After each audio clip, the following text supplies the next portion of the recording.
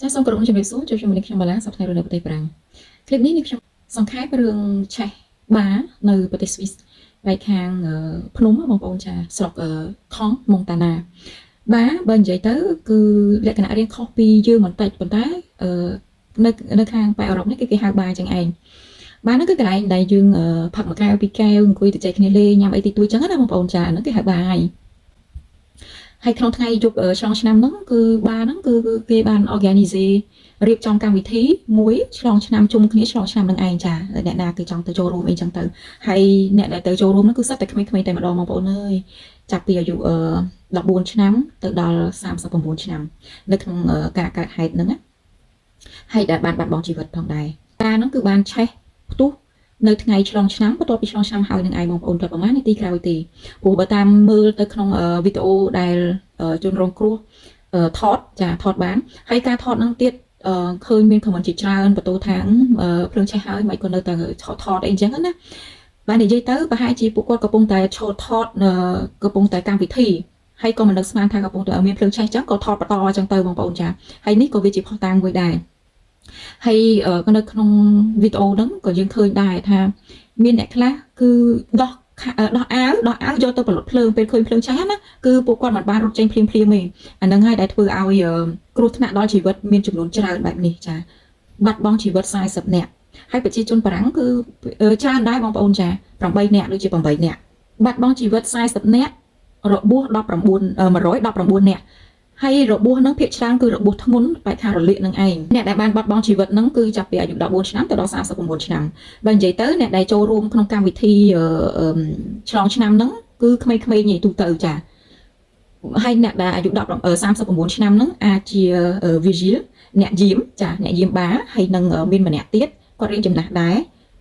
ក៏បានបាត់បង់ជីវិតដែរបងប្អូនអ្នកដែលប្រមូលសម្រាមអ្នកដែលប្រមូលអីអញ្ចឹងណាចាអ្នកដែលរងរបួសទាំងអស់ជាង100អ្នកហ្នឹងគឺគេបានបញ្ជូនទៅពេទ្យផ្សេងដូចជាមានពេទ្យប្រទេសបារាំងអ៊ីតាលីបែលហ្សិកហើយនិងអាល្លឺម៉ង់ហើយបើប្រទេសបារាំងនេះបញ្ជូនមកពេទ្យច្រើនព្រោះអីទៅពេទ្យខាងលីយ៉ុងផងលីលផងទីក្រុងមេសផងពេទ្យនៅណង់តផងហើយនិង région parisienne បានន័យថាពេទ្យនៅជាប៉ារីនឹងទៀត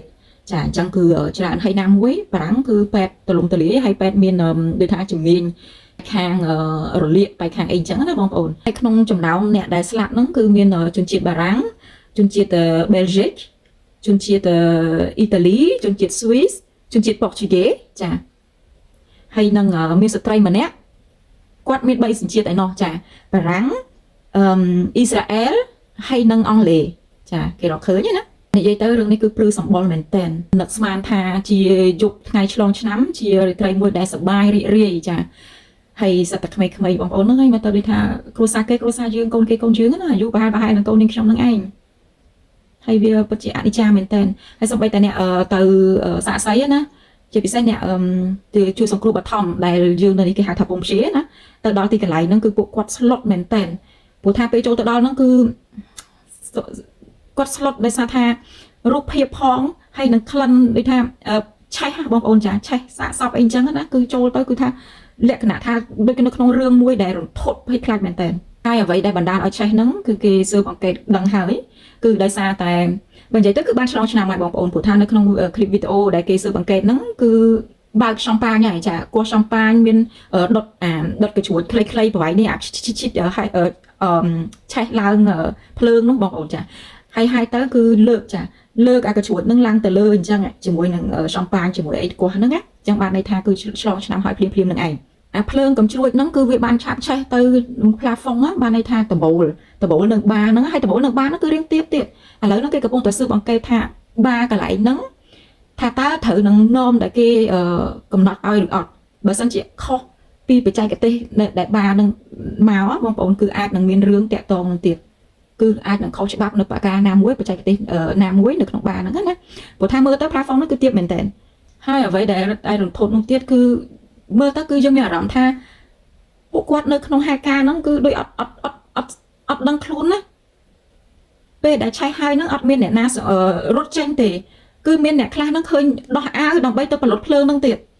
ចាបងប្អូនត្រូវដឹងថាពេលដែលភ្លើងឆេះកន្លែងចឹងណាមិនថាផ្ទះមិនថាកន្លែងណាទេតែឆេះហើយគឺអាចនឹងមានផ្ទុះមកតាមក្រោយហើយវាមិនមែនត្រឹមតែឆេះទួចប៉ុណ្ណឹងទេ ប៉ុន្តែយកនឹងប្រហែលជាពួកគាត់អាចនឹងស្វឹងផងអីផងណាហើយអត់នឹកស្មានថា